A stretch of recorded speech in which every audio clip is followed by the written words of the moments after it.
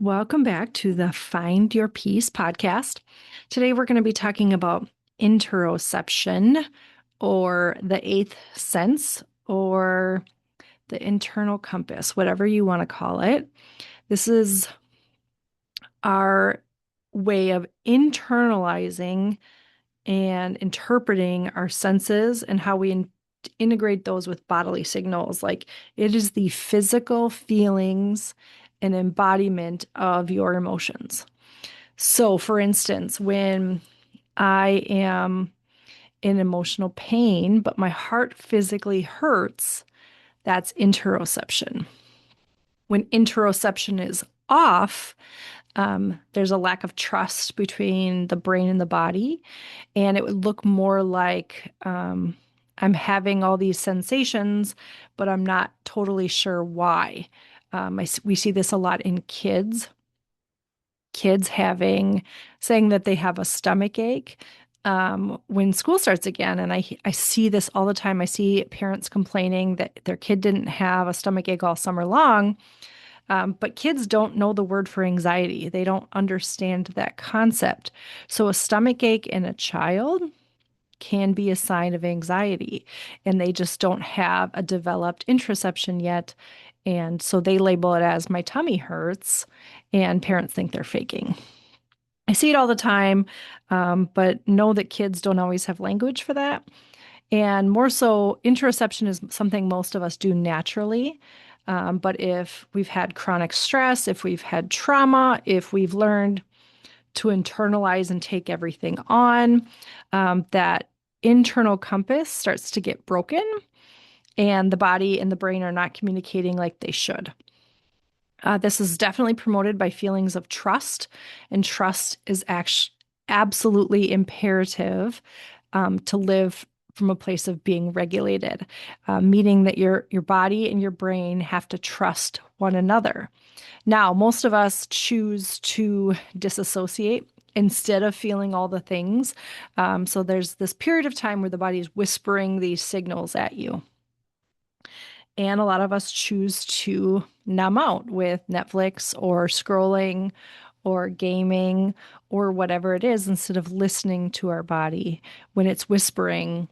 And then ultimately it ends up screaming at us to get our attention. So we're just going to talk about some concepts in interoception today. This is not one of those where you need to fully understand the scientific aspects of it, but let's just figure out how we can internalize some of these concepts a little bit better, because that's really what interoception is internalizing the things that your brain knows in your body. Okay, so some other ways that we can describe it are the ability to consciously interpret like our heart rate, hunger, temperature. It's the whispering, like I said, that our body does on a regular basis that we often ignore. We often choose to just disassociate from instead of just engaging with it and releasing it. And then by the time we pay attention, it's our body screaming at us. And that's really what all nervous system regulation is just listening to those whispers and developing habits and coping mechanisms that help us deal with them in real time so they don't become big things. When we build the interoceptive awareness, we learn to trust our bodies. I'm going to say that over and over and over again, trust. And that just doesn't happen in our heads. That has to happen in our bodies for us to fully internalize these concepts. So it's absolutely essential for nervous system regulation. And when we are at peace in our bodies and we stop judging its physical form and just honoring it for the way God intended it, right? And I go really deep on this in my book, Bless Your Body. I can link that in the show notes today. We're not going to go super deep on that concept, but if that's an area that you struggle and you're constantly cursing or putting down your body or hating your body or whatever it is, you're never going to live regulated if that's what you're doing. So if that's something that you struggle with, I highly suggest you go get that book and work through that devotional, because it's just a great way to just take it day by day and just changing the way you communicate and changing the way you see your body. Super important to live regulated. Okay, so recognizing what is happening inside you, helps you respond to your own needs with profound empathy. So if I realize, which I did years ago, realize that I spent probably half my thoughts of the day um, just putting myself down and cursing myself and shaming myself for I wasn't this size or this, weight or whatever it was, that is going to continue to create thoughts of shame and guilt and mistrust. And I'm going to try to go to perfectionism to try to fix it. Um, that's just going to continue to promote dysregulation.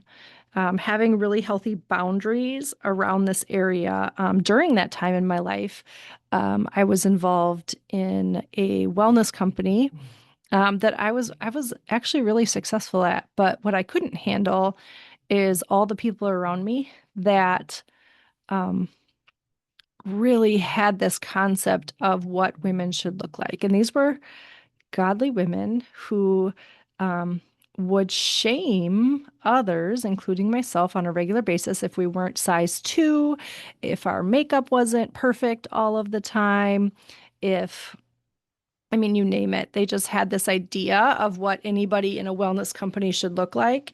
And because it wasn't something that they struggled with, they just didn't understand that other people did.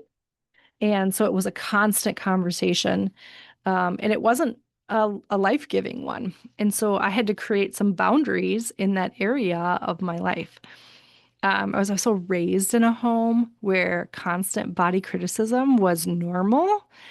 And um, if I tried to stick up for myself, it was not met with um, love and compassion. So creating boundaries about who I would receive information from about my body was really important.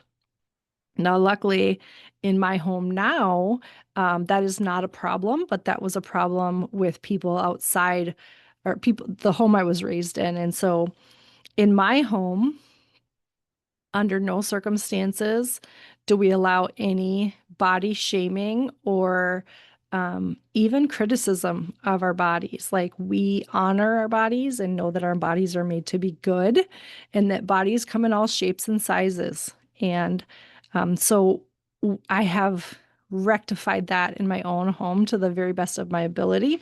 And I think it could be easy to believe that it's not a problem in my home because I'm the only female. I live with my husband and my two boys. But boys and men struggle with this too. And so we've just had to make it a really diligent habit that we only speak kindly of and about our bodies and other people's bodies. We are not, pointing out other people's flaws in our home under any circumstances. So there's just a handful of things that you can do to promote this inner awareness and just solidify this relationship between the brain and the body. And I'm just going to give a couple examples today, but if you are if the concept is resonating with you, I highly encourage you to go back and listen to a couple other podcasts that I've done on micro shifts and shifts that you can make. This concept is important is because if you've maybe been trying some of those things in those podcasts and you feel like they're not working, this interoception piece might be the key that makes it all fall into place. Because we can make shifts all day, slowing down, creating white space in our schedule, et cetera, et cetera. We can make a lot of those shifts that I talk about in those 2 episodes. However, if we're still ignoring body cues, criticizing or cursing our body, we're just creating another pattern somewhere else that's gonna continue to have those feelings of not being safe.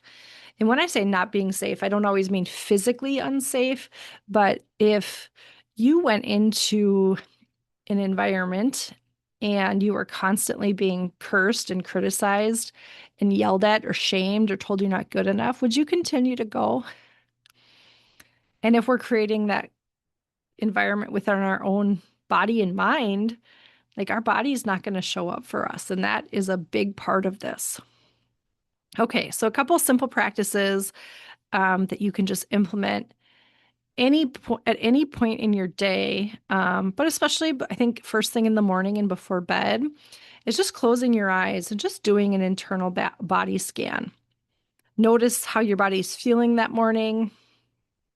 Noticing if you have any tension or tightness where you just need to do some gentle stretching or movements to make it feel a little bit better.